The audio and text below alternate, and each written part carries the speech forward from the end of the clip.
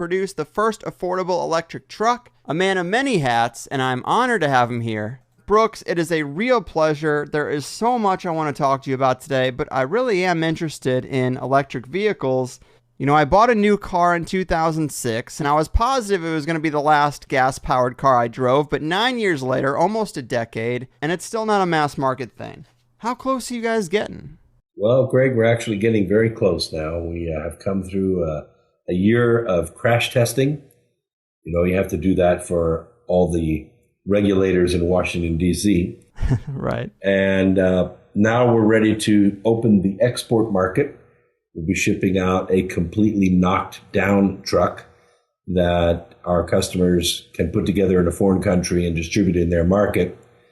It's good for them. It's good for us. It gives us practice making trucks, which is what every company needs.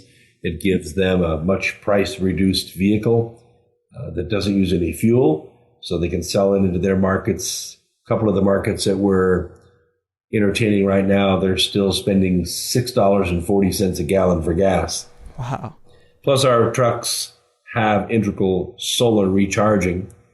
So if you don't have a power supply to plug the vehicle into, which you can use an ordinary wall socket, or the high-powered sidewalk chargers that you see around town now, or just leave it in the sunshine and it'll charge itself up. Wow, that's pretty awesome. That multifaceted approach is definitely one that's been kind of lacking from the electric car community. But I guess I'm kind of curious, would you say that technology or bureaucracy has been a bigger obstacle for you in this realm? Well, there's no competition there whatsoever. We've been in business now for 9 years. We have overcome one technological hurdle after another: weight, wind resistance, bearings, controllers, batteries. We've worked through all of that. And during that 8 years, the bureaucracy of the EPA and the Department of Transportation that we have to work through has grown 10 times in size. Man. Yeah, that's such a bummer, because this, of course, would be great for people, but it seems like, I mean, would you say that the auto industry lobby is behind a lot of that? I absolutely would. The thing I've become convinced of is that the Environmental Protectionist Agency works for the oil companies, and the Department of Transportation works for the major car makers. Their job is to keep competition out of the market, which they do very effectively. Mm-hmm. Yeah, that doesn't surprise me at all. I feel like we see the same thing with the FDA. You know, every drug that has had to be recalled because a lot of people have been sick or killed or injured, I mean, it was first approved by the FDA. And so that's not a stamp of approval all the time that I think is really that valuable. Well, that being said, a lot of the drugs that some people would probably be injured by would help other people, and they take 10, 15 years to come to market. In the meantime, thousands and thousands of people die that could be helped by that drug just because of the bureaucracy. Right. That is another great point. So as far as your company goes, why aren't you guys getting the same attention as, say, Tesla Motors? Well, the difference is Tesla was founded by some of my acquaintances in the business, smart guys. They did a good job converting the Ford or the Lotus over to electric. And they had an idea to use computer batteries to power their vehicles, which is now vastly outdated technology, but they still use it. What happened when Elon Musk did his hostile takeover of the company and fired all the original founders is he asserted his ability not to sell cars, but to sell stock. And he's done really, really well at that. Tesla is still a very, very small car company. We will pass Tesla up in our second year in business as far as sales of individual vehicles, because our vehicle costs about a third of what his costs, and we're a pickup truck, not a sports car. Yeah, that's interesting. I'm definitely skeptical any time that the mainstream media gives anyone this much attention, because of course we know that they're bought and sold. So I kind of feel like, they're putting up a false god in front of us, so to speak, in terms of the electric car community. But then you got, you guys are doing some work and it's a little more under the radar, at least as far as the corporate media is concerned. And I definitely think those are the places you got to look. Wherever they're not putting their spotlight is probably where, you want to put yours. Well, the difference is that we sell trucks and they sell stock. Right. They need to have a high profile. They need to have press releases every day. They need to have great stories out there. And I will give it to Elon. They tried to destroy him for sure. We thought he was done 2 years ago when the short traders had about 40 million of his shares out there. And they were just destroying the company day by day. Elon had put probably a little better than $40 million of his own money in the company, which I laud him for. That was really a great move on his part. Mm-hmm. The other thing is that the short traders ended up getting caught because what they tried to do was make the stock continue down, down, down until the company delisted. And they took a reporter from Time magazine who drove the car, abused it for 5 days, and then it finally died on him on the turnpike. And he wrote an excoriating article in Time magazine about his personal experience with the Tesla S. So Elon's technicians flew out there, got the black box out of the car, downloaded the actual driving history of the car, discovered that this newspaper guy, or this magazine guy from Time magazine, had completely abused the car, drove it at 100 miles an hour, drove it with the heat on, with the windows down, didn't charge it for 3 days at a time, and still the car exceeded its design criteria. Wow. So Elon has a great PR network. So he released his version of what happened, and the stock did about a 9% jump. It jumped about $2.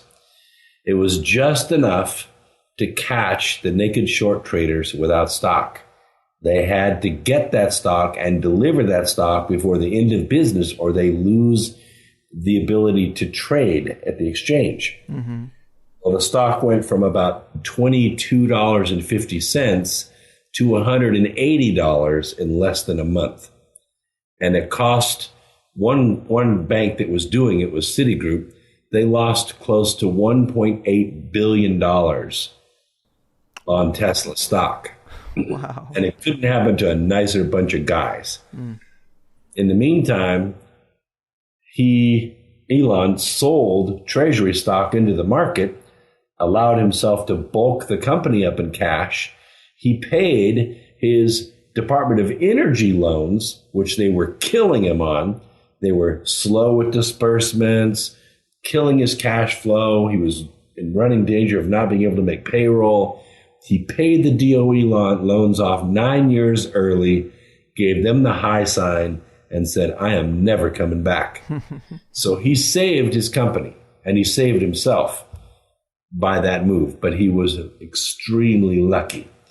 The other 11 car companies that went public that tried to build electric vehicles all went broke the same way. Well, we didn't go public. We stayed private. So we weathered all of that, and we survived. Nice. So that point you make about him selling stock is pretty telling. I mean, it makes a lot of sense. I guess maybe an example of that would be asking you your thoughts on this Tesla home battery. I mean, is that a real game-changing advancement, or is that kind of a baby step with savvy marketing behind it? I don't think it's going to be a big seller. I just don't think people in this country experience blackouts that much.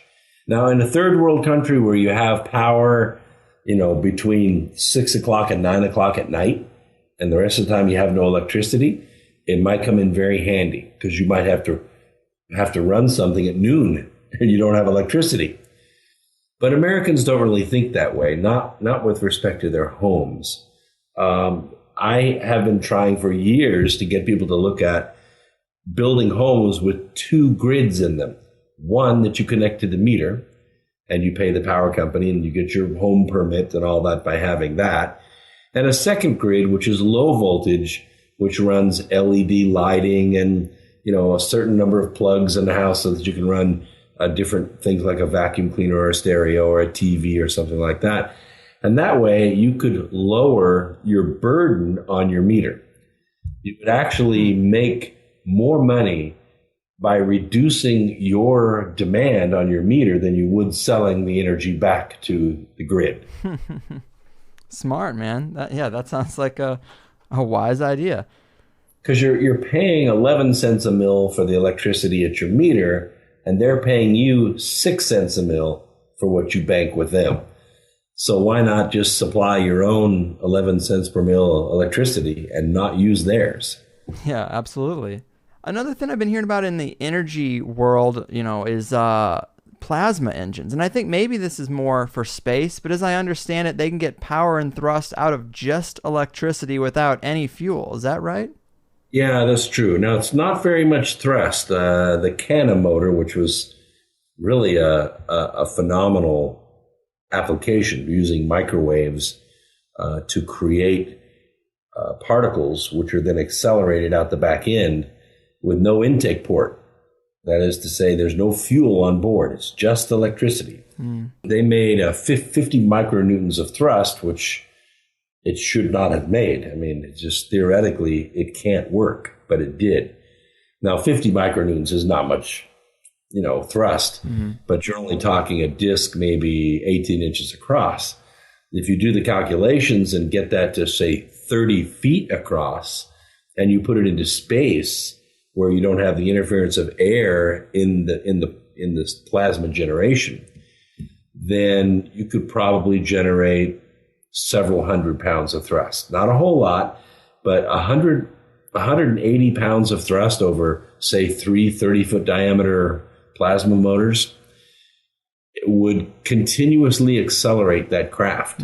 As long as you had light hitting those panels, that craft would be accelerating. And given a couple months, you could probably get up to a quarter or maybe even a third light speed, which is significant. Yeah. Wow, man, that's pretty fascinating.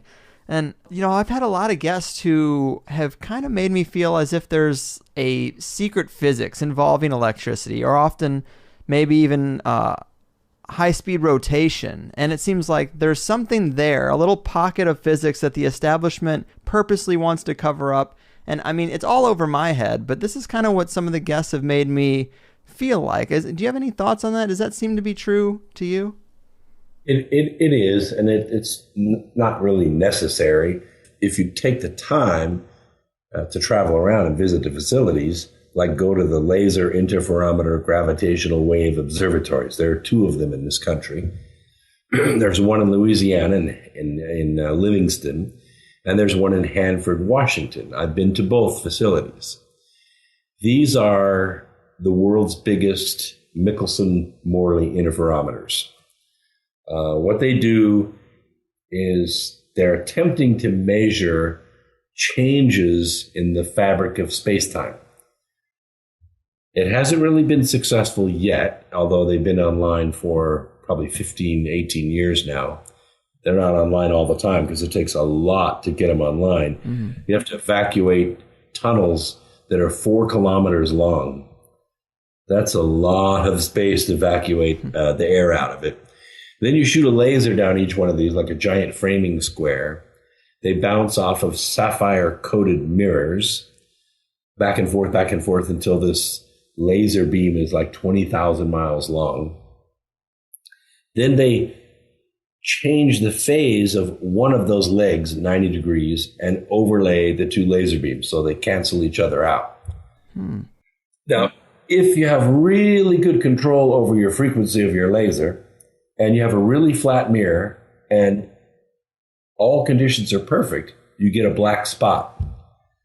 If there's any vibration, it won't work. So they hang these mirrors from 2,000-pound weights, which are suspended by like piano wire So Earth's vibration, a truck driving by or waves crashing on the beach or something, cannot affect that mirror because of the inertia in that weight that's hanging from that piano wire. So what this gives us is a perfect view of space-time 20,000 miles long down each one of these legs of the interferometer. If space-time curves, which theoretically should happen if a gravitational wave comes through, like from coalescing neutron stars or a rotating black hole or something like that, then the fabric of space-time is going to ripple. And when it ripples, the length of that laser beam going along that fabric is going to change. That's what they're trying to measure. Now, in building this thing, they got to measure all kinds of things that they didn't expect to see. One of those things that they did not expect to see, that Dr. Fred Robb, who's the engineer, PhD engineer that runs the facility in Hanford, Washington, told me. One of the things they're seeing is particles like photons popping into our dimension from another dimension. And that's a quote.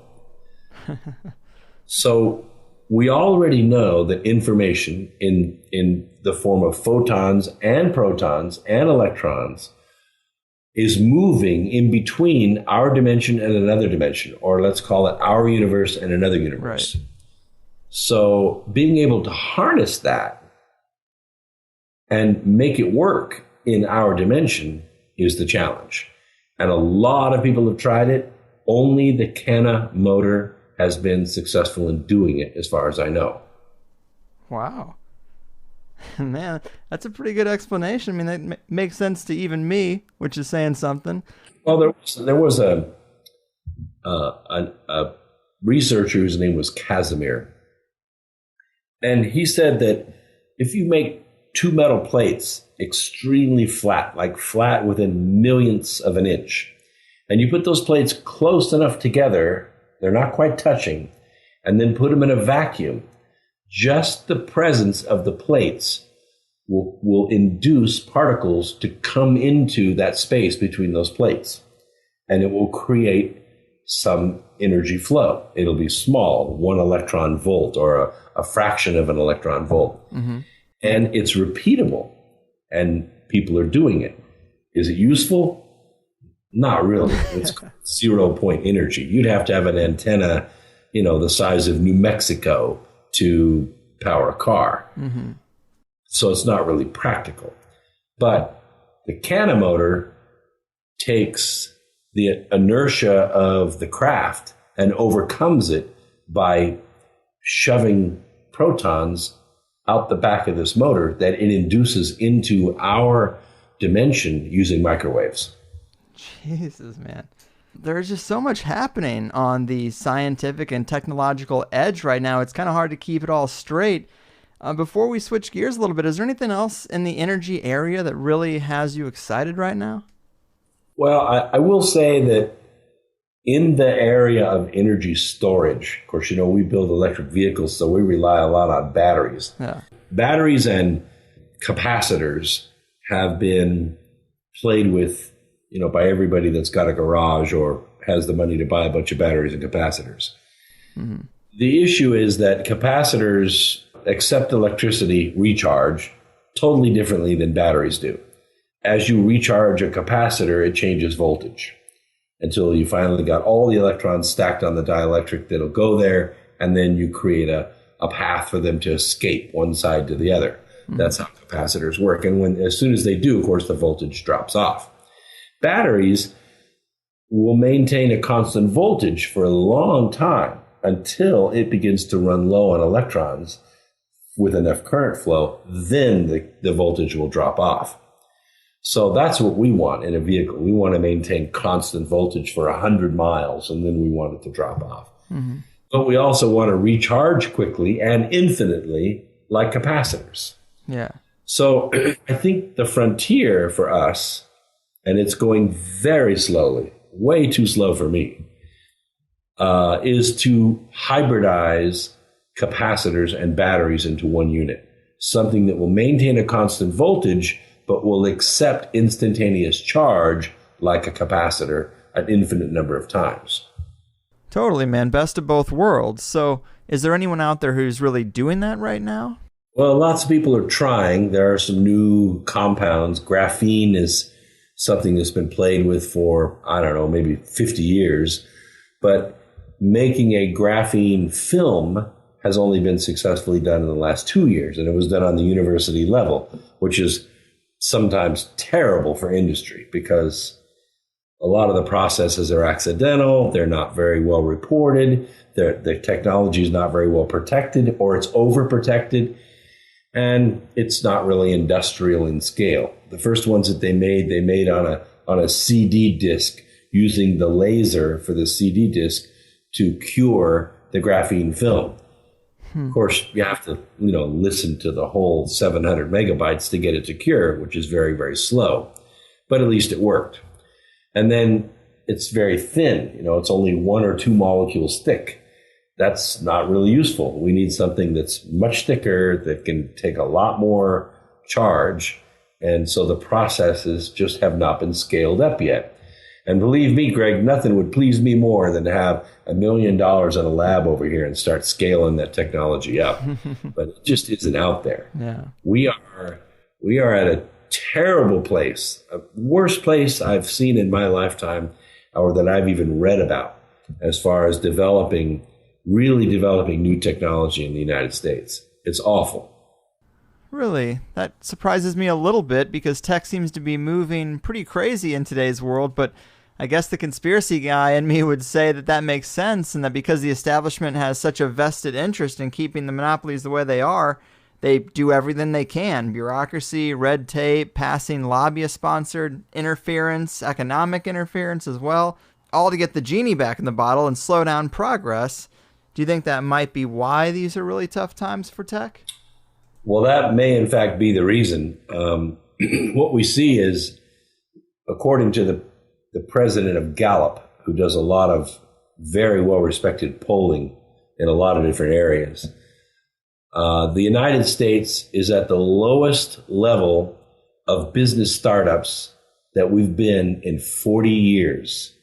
Now, that's just not because we have a shortage of entrepreneurs or because we don't have smart people that want to do stuff. It's simply because all of the capital has been borrowed out of the market by the federal government. There's no money left. We are at a complete liquidity vacuum in the United States. It is harder today for a company to write a check for, say, $5 million than it's ever been, even since the Civil War, harder. Wow. There are fewer individual investors that can write a check for $5 million today than you can imagine. I'd say less than 500 nationwide. They're rich, they have money, but they can't write a check. They have to go sell some stock or sell some property or sell some gold or something, but there's no liquidity in the market. And this is a very, very dangerous place for a country to be. We are so vulnerable right now. I cannot explain that in extreme enough terms. Yeah, that's really sad because the internet, the way it is, of course, it frees up so many possibilities for new businesses. But I guess, of course, the economy is manipulated as well. How do you see that progressing? That's a really good question. I think on a small scale, companies that need $10,000 or $30,000, there are lots of alternatives for them. There's crowdfunding, there's, friends and family, there's things that you can do. But for a company that needs, 5 million or 10 million or 100 million to get started and launch, put something serious into production, that kind of money doesn't exist in the United States anymore. We ourselves had to go to one of the Balkan states, one of the new states from 1991, in order to find the money to launch our company. And it was there in large amounts, and we accessed it, and that's how we got started. And, we have a lot of competition. Well, we had a lot of competition about 5 years ago. Now we're so far ahead of them, they've just given up. And it's simply because we were able to access funds outside the country. Now we're getting ready to go to the next level. We're still not going public, but we're getting ready to go to the next level by accessing some institutional investors. And that makes it a lot more successful for us. We can reach higher and we can run faster. But, it took 8 years to get here. Most companies don't have the legs to go 8 years. Yeah. Yeah, that is troubling for sure. And these are uncertain economic times, but let's switch gears a little bit. I mean, now that we're properly lubed up, let's get into the Hollow Earth a bit. I mean, I know you're familiar with the lore and the legends and the ancient descriptions, and that's all really interesting. But what was it that got you to take it seriously? Oh, I like the science.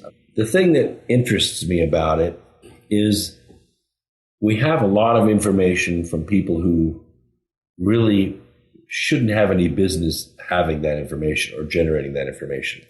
Like you say, there's a lot of stories, there's a lot of lore, there's a religious foundations from South America, from Egypt, from Asia, from Russia.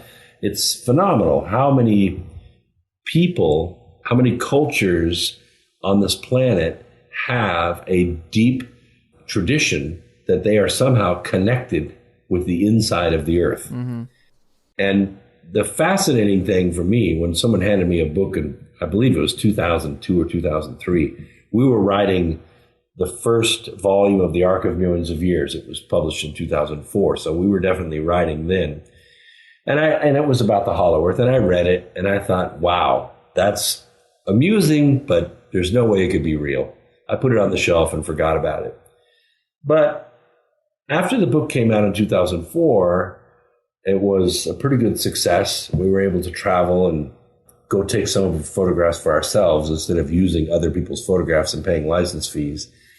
And we got out in some places and discovered that there were 3 areas where we were steadily getting hard data. One of those was geology, geophysics. We were getting seismological data from the USGS almost on an hourly basis around the world. And some of this was pretty significant. The earthquakes were sizable.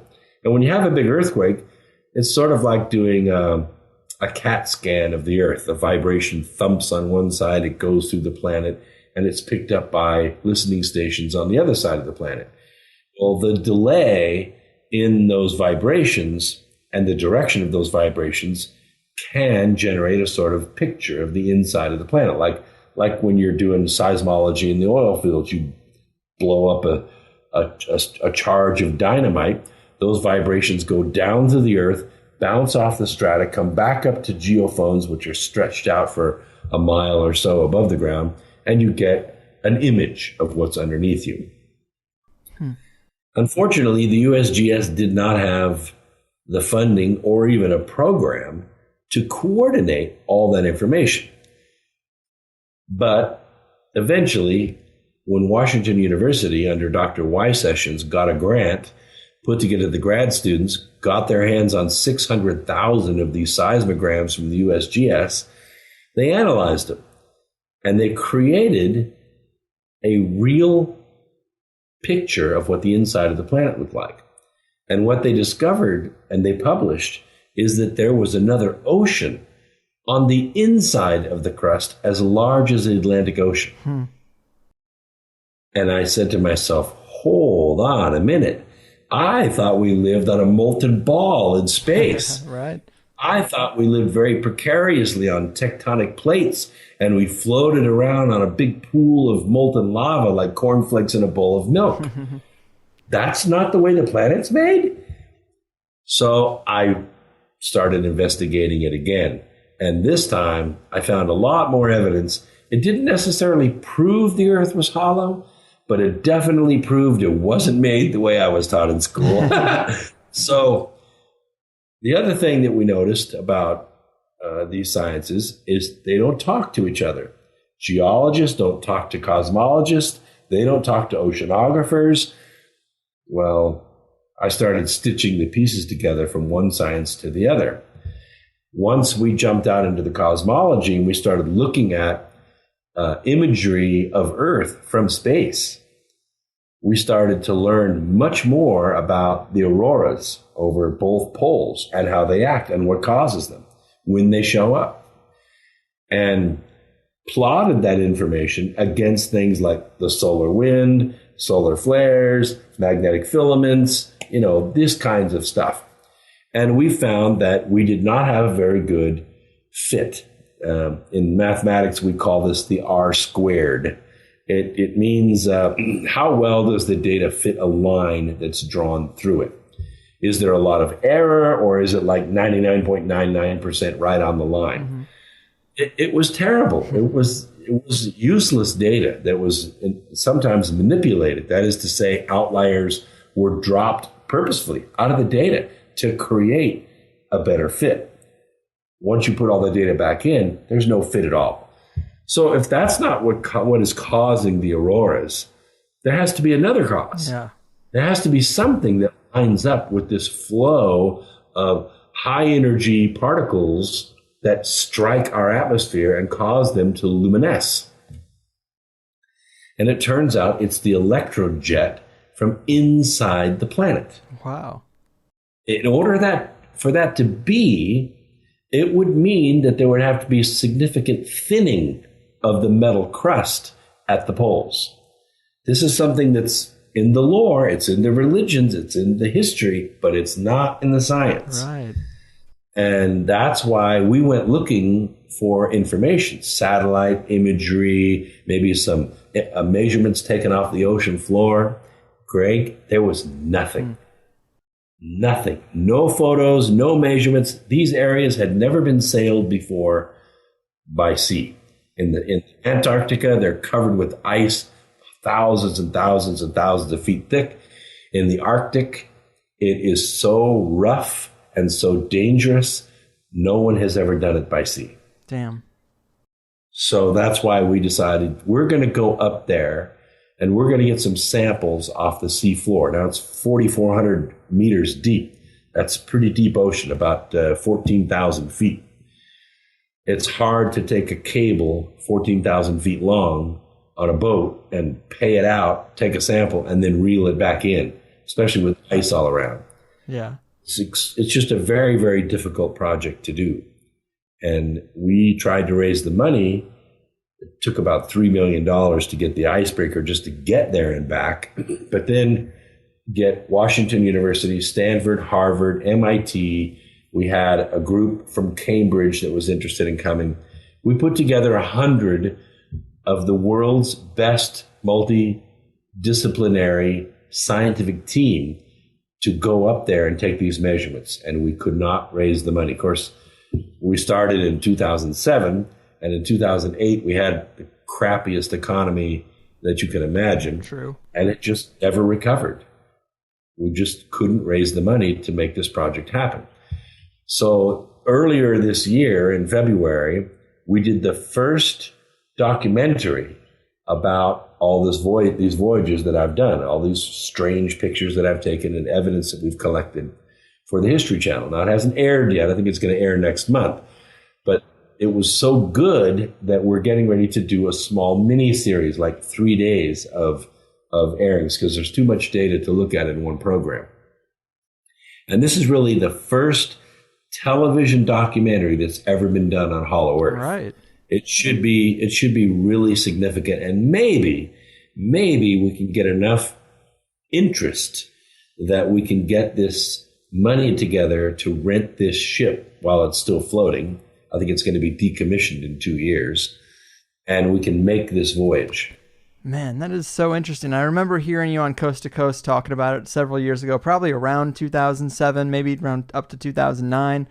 But yep. I was so excited and interested because I'm just like, here's the guy who actually is like, look, it's not like we're talking about going to Mars. It's up there. I mean, I know it's not the most pleasant environment, but they are talking about going to Mars, but they're not talking about going to the Arctic to see if we live on a hollow planet. Right. Yeah, that's a great point. So did you face any real resistance on trying to do this outside of the financial obstacles? No, not really. I mean, we did from the esoteric community, All the scientists were ready to go, but of course, scientists pick crumbs with the sparrows. We have no money. It takes grants, and you have to access pretty large foundations to be able to get those kind of grants. We formed a nonprofit.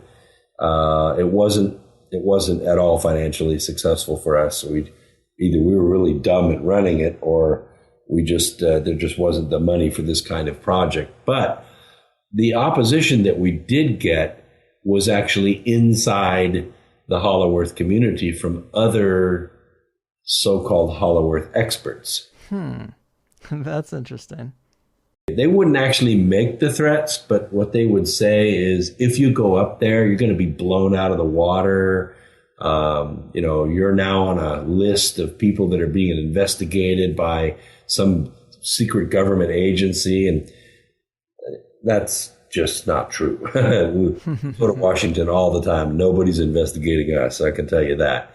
They might think we're a little bit spooky, a bunch of crackpots want to go up there in the roughest, most violent seas on the planet with icebergs the size of houses, and I guess we are. But, the data needs to be collected. We need to stop guessing. Absolutely. I mean, I'm a little curious if when push comes to shove, if you wouldn't be stopped by some military envoy or something, but... There's no military envoy above the 85th parallel, I'll tell you that, unless it's under the sea. And they're not going to come up close to the surface. I guarantee you they'll stay 500 feet under the waves. You don't want to risk a $250 million submarine getting hit in the top by an iceberg. Fair. So I did hear one interesting little saga. Didn't you have something going on with a missing production company that you were working with along the way? That was pretty strange. We were contacted by a Park Avenue production company. To get on Park Avenue and be a production company, you usually have to have some credibility.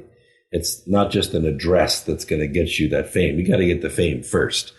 So they contacted us and really thought that they could put the money together to make this happen. Of course, they wanted the exclusive rights to film, which I didn't have a problem with, because this is kind of a cross between Survivor and the Kardashians, in the sense that you have 100 scientists from all over the world speaking different languages. Some of them probably get seasick, and you're putting them on the same ship 500 miles from rescue in 24-hour-a-day light, and you're stressing at them as hard as they've ever been stressed for 15 days straight at sea. And to have cameras running 24 hours a day, filming not only the interpersonal relations, but also the challenges at gathering the data with film, with water samples, sea life samples. There would be discoveries made every 20 minutes on this voyage, because these waters have never been tested. These seas have never been seen by human eyes before. And we were going to see things that we'd never seen before. Now, we might just see whales and ice, but there might be other things as well. And we were prepared to record all of that. And they were excited about that. And we were too. So they had their board meeting. They decided to fund us. And then the communication went dark. Nothing. No emails returned. No phone calls returned.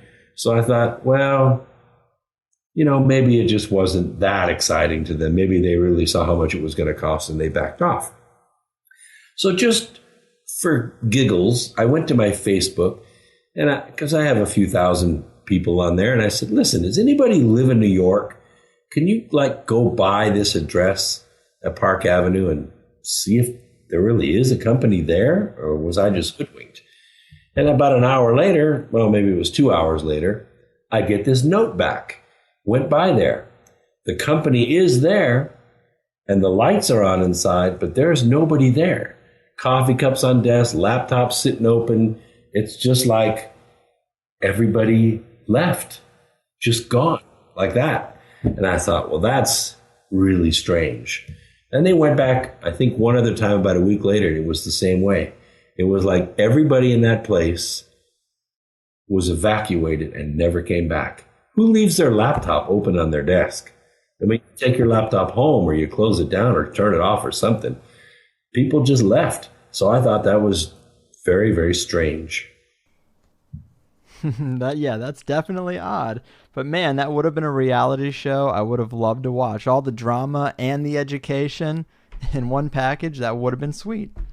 Now, like we said, you've been at this thing for almost a decade, and times have changed since then. Kickstarter and GoFundMe, they weren't really around, and of course, it's tough to raise $3 million. But how about we try to get just enough to go up and do a preliminary flyover, just so we can get a film of the entrance if it's there, or even a drone flight over, perhaps? We have discussed that. There's not enough range for a flying drone to do this unless it's solar powered. And the sun is so low up there, even in the summertime, you're not going to get much energy from it. There would be a way to do it with LTAs, with lighter than air. If we could, and we're working on a design, develop a helium balloon that would go up to a certain altitude and stay there.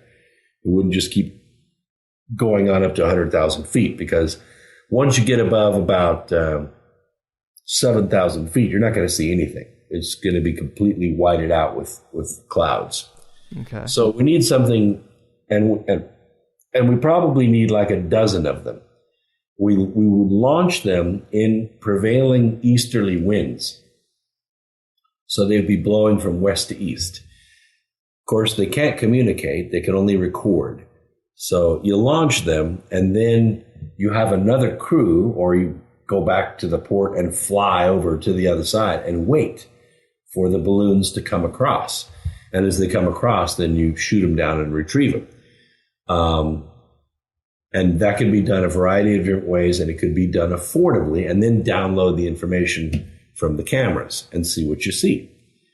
And we were actually talking, that's one of the 3-day series we're talking about with History Channel right now, is doing these LTAs. Each one would probably cost $10,000 to $15,000 for hardware, and then it would probably take that much to get them in position. And I think we could use grad students, which are basically slave labor. They work for hamburgers. And then we could collect the data and see what we could find. And that would be a good pilot. We just have not spent any money yet, just beyond the actual feasibility study. But we're talking about $150,000, maybe $180,000 to pull something like that off. Right on. Yeah, that's not too bad. That's doable. That's something that you could do on GoFundMe or Kickstarter or something like that. I just haven't put the project together yet. I've been working on the car company so hard, I just haven't up. So, and that's got to be cheaper than if you and I just wanted to go out and hire a private pilot just to fly us over to get a good shot of the supposed hole. I mean, that would have to cost more than $150, wouldn't you think?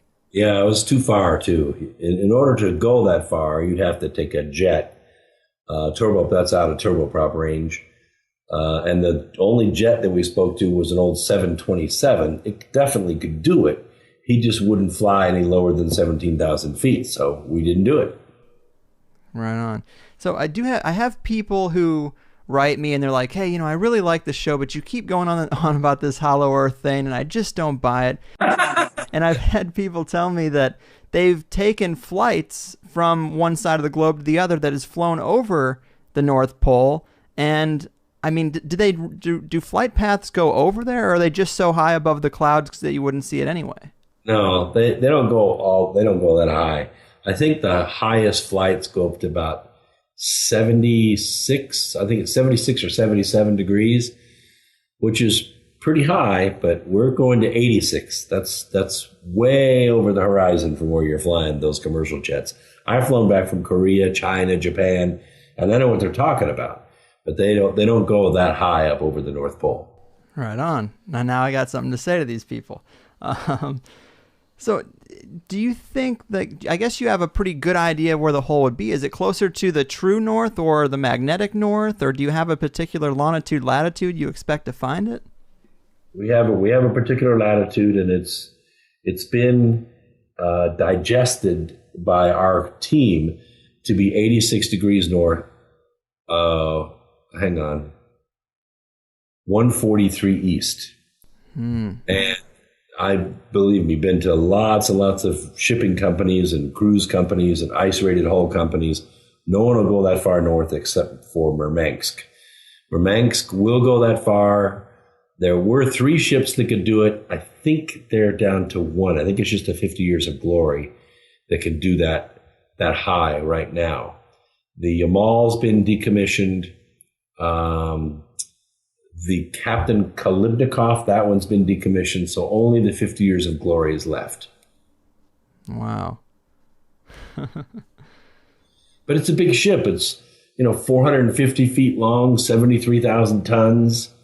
It's a big ship, and it can definitely do it. And I don't think it would get stuck in the Arctic. It has almost got stuck in the Antarctic a couple times, but not the Arctic. Man, so I think people really do forget just how hard it is to get up there, even in 2015 with all the things we have, because people have said things to me like, why can't we take a picture from space? Why doesn't a satellite get a picture? Why don't they see it from the International Space Station? What about Google Earth? Google Earth is animated. Everything above 60 parallels animated. They don't actually get real imagery. In 2006, the Data Denial Act was a joint resolution that was passed by EUMETSAT and NOAA. They do not publish any real-time data above the 70th parallel. Really? Cannot do it, because that data could actually be used to feed into the imagery systems of cruise missiles. It could be used by enemies to use as navigation. So they do not release that information. That's why you don't see any photographs on the web. And you can search to your heart's content. You're not going to find any. Wow. Now, I guess true as that might be, it is also very convenient if there are people who don't want us to know about that. That's true. And, there's always the kind of woo-woo side to this. And that is when you incorporate the UFO side. And I would say, people say, well, do you believe in UFOs? I would respond by saying, you're not one of the ones that believe we're the only beings in the whole universe, are you? Right. So if there are advanced beings here, whether they're ultra-terrestrials or whether they are extraterrestrials, I think that there's enough witness data out there to back up the idea that, okay, there are at least a few dozen ships flying around. And one thing we know, Greg, they are as present as they want to be. Yeah. If they want to be more present, I doubt there's anything that could stop them from being more present. But be that as it may, they're not up in the air all the time. They're parked somewhere. Right. They got a base somewhere. Because you gotta empty the porta potty sometime. Of course. I'm right there with you. If you were gonna hide a civilization from another civilization, you would hide in a place that they don't go. And we know very little about our sea floor. I mean, we know our shipping lane's okay, but as far as the Arctic, it's a complete frontier. If there were ships underneath the sea, on the seafloor in the Arctic, or floating under the ice, we'd never know about it. Right. So if we put this ship in that place with that much exploratory consciousness, that far away from civilization, if they want to, they could show themselves to us and we would catch it on film. And that would change everything. Right.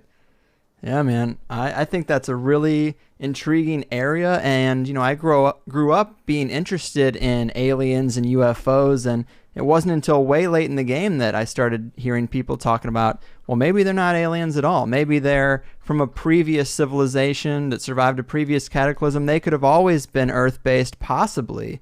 And it's kind of interesting because then I would think, well, why would you give the surface to humans? Why would you let us enjoy this beautiful surface? And it's like, well, it is a pretty harsh environment. I mean, we do have to make shelters just to kind of deal with it.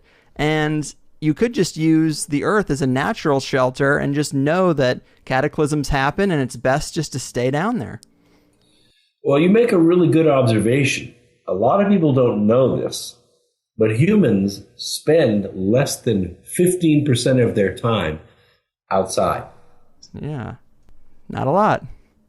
Also, if you look at Earth and you compare it to, well, any other planet that we can see within 20,000 light years, this is the only one that you could really live on the surface. Mm-hmm. The others are kind of inhospitable. They're boiling or they're freezing or they have toxic gases or no atmosphere at all, like our moon or Mars, a very thin and cold one. It would make perfect sense that any civilization living on those planets would simply live inside the planet and go out only when necessary. Yeah, I'm with you. I love that idea. I find it really compelling because I guess growing up and having the mainstream idea of aliens in my head, they just seem so far away.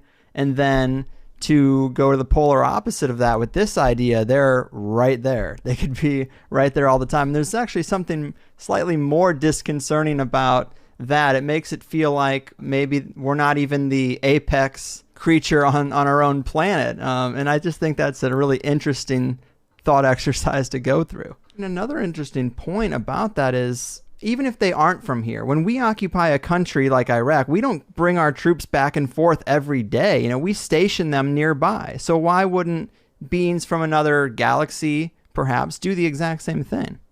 That's a good question. You know, relative to other animals with longer lifespans than we breed like rabbits. It doesn't take us very long to fill up all the available space. Right. A being that's been here that long, that's living in limited space, has learned either how to live a very long time or how to control their population. Mm-hmm. So we're probably not very well respected in that regard.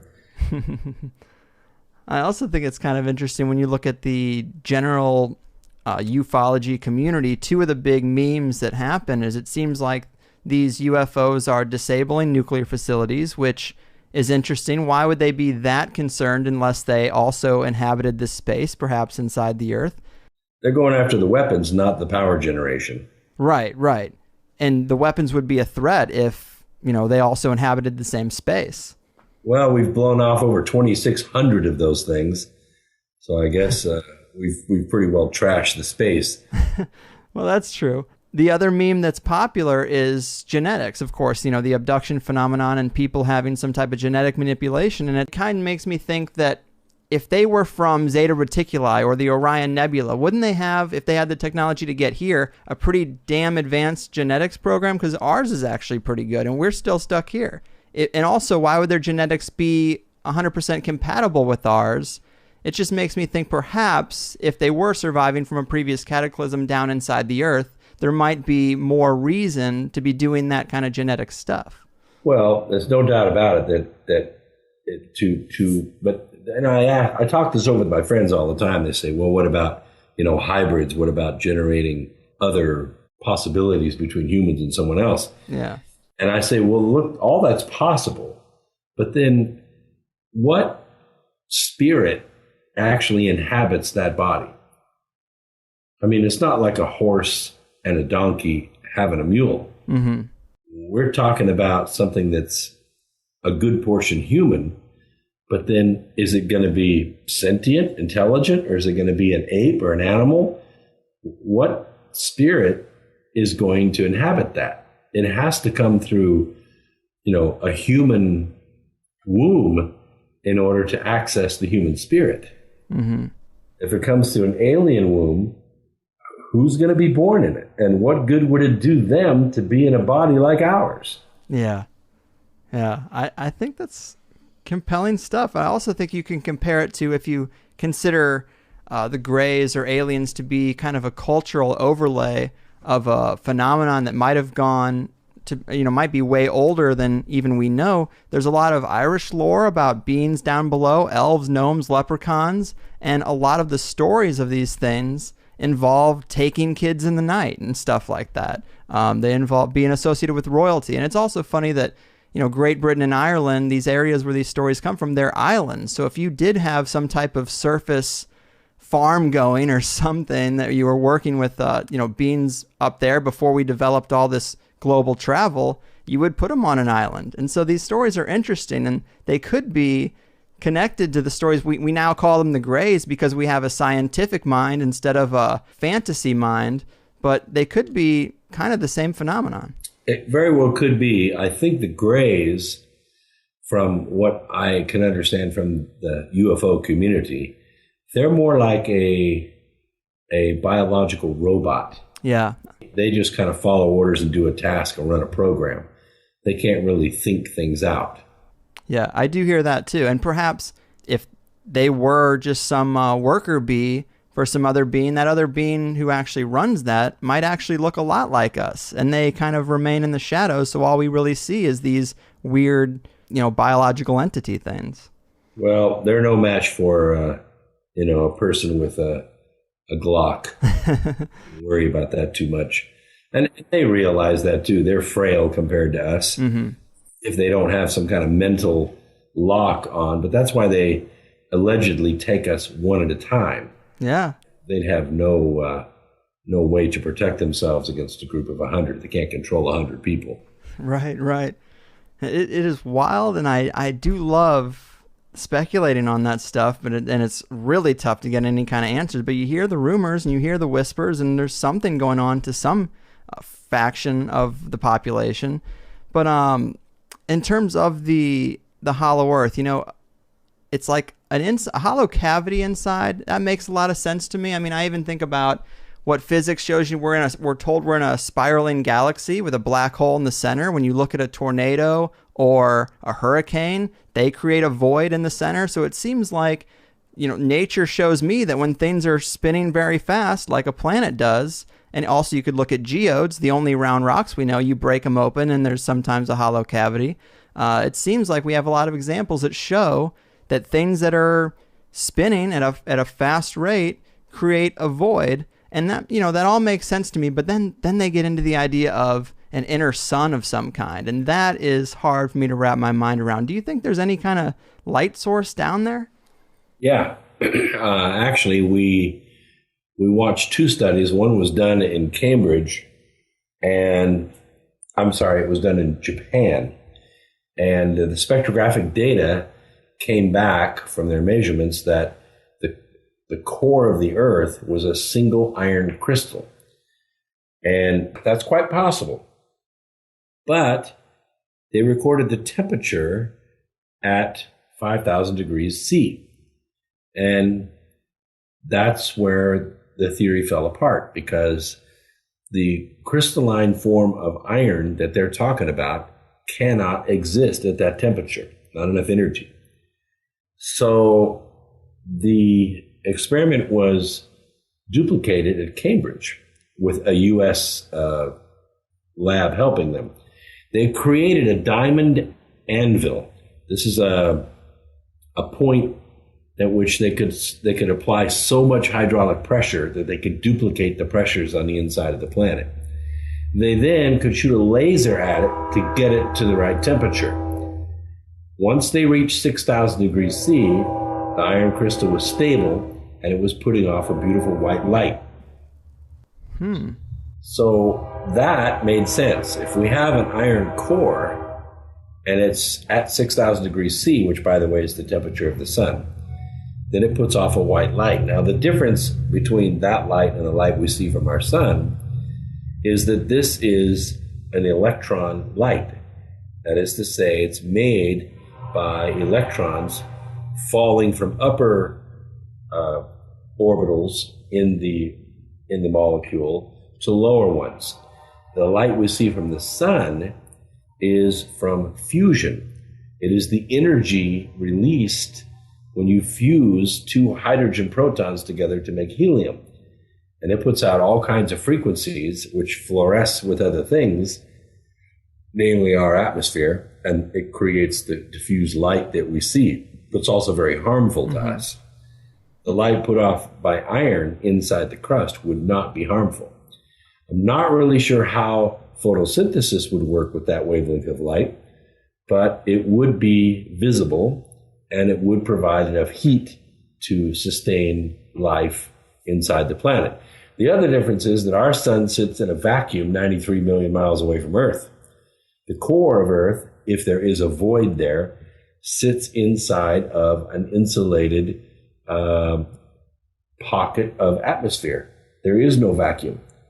So it'd be interesting to see how something that's 6,000 degrees C, that's say 1,200 miles away behind air, would be insulated from the surface. So it wouldn't cook the surface. It would be insulated from it.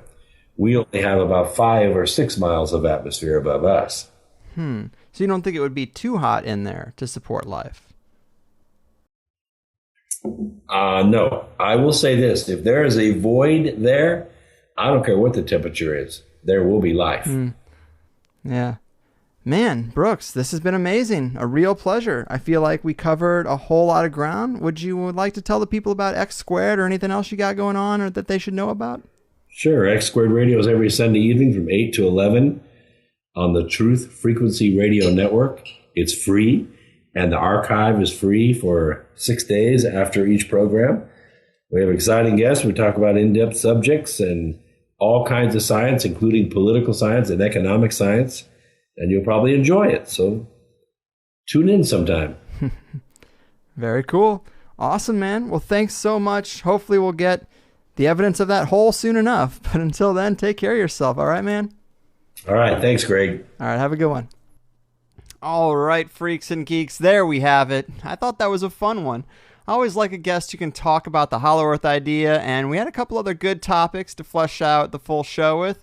Alternative energy, electric trucks, the whole expedition saga, the missing film crew, and of course, the exact coordinates that Brooks expects to find the hole at, 86 degrees north and 143 degrees east. Boom! Mark it.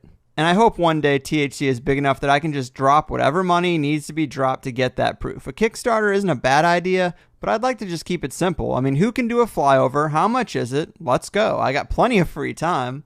No need to hype it up. No need to start a big campaign. Let's just go, film it, and call it a day. And maybe we'll get there eventually. But as far as this episode's concerned, after all the Hollow Earth talk in the Plus show, we got into some other anecdotal evidence for the Hollow Earth. The Ross Gull that apparently goes north to nest, discovered by Brooks' own personal lineage, apparently. We talked about the ring of carcasses, mammoths and mastodons that allude to animals coming out of something to the north. We talked about Brooks' description of how the hole is comprised, because I think that's kind of tough to visualize sometimes. We talked about strangeness in the new discoveries of the sun's composition, the climate changes around the solar system, HARP and chemtrails and weather modification, oh my. Planet X and Brooks' experience on the sci-fi show Joe Rogan Questions Everything, which I've said before I was disappointed in that show. I do like Joe Rogan as a comedian, and I like his podcast a lot of the time. And of course, I've had Duncan Trussell, Ari Shaffir, Joey Diaz, and Daniele Bolelli on THC, so I like that crew on a lot of things like psychonaut topics and carving out your own path, working on your weaknesses rather than ignoring them. And I've noticed there's been some listeners tweeting about Joe and I doing a podcast together, and I appreciate that enthusiasm. He is one of the original Podfathers, and to sit at that table would be quite an honor. I don't know if I've done quite enough yet to deserve that, but maybe someday. And I'd also like to get Duncan back on or something if possible. I just loved that first show we did. But since the early days of THC, I've kind of separated the show from my love of comedy, and for the most part, I think it'll probably stay that way. But sometimes it is tempting to use my newfound clout for selfish reasons. And you know, as time goes on, I hope I can do more interesting appearances. I thought the All Out show on SiriusXM went well. If anybody saw Isaac Weishaupt's appearance, I mean, dear God. Callers called him psychotic, racist, called his book a waste of paper and ink. I mean, it was pretty brutal. I mean, he did all he could do, but it almost seemed like a different show. I feel bad for the guy. But anyway, I'm going to be meeting up with Chris Jericho, believe it or not, in late July when he's in San Diego to be a guest on his show. And we'll take it from there. If you guys keep recommending me to people, I'll keep doing what I can to make the weird world known to the masses. Either way, we're trucking along. Thanks to everybody who signs up for THC Plus. Keep in mind the Money Bomb is coming back around next show. I think I've given away $6 or $7 grand since the Money Bomb started, and this one is going to be about $300 or so, I think. It's pretty stable now because the reoccurring payments aren't as random as it used to be before the Plus thing, and I think it's a pretty unique thing for a podcast to do, so I like doing it. So good luck, but that's it for me this week.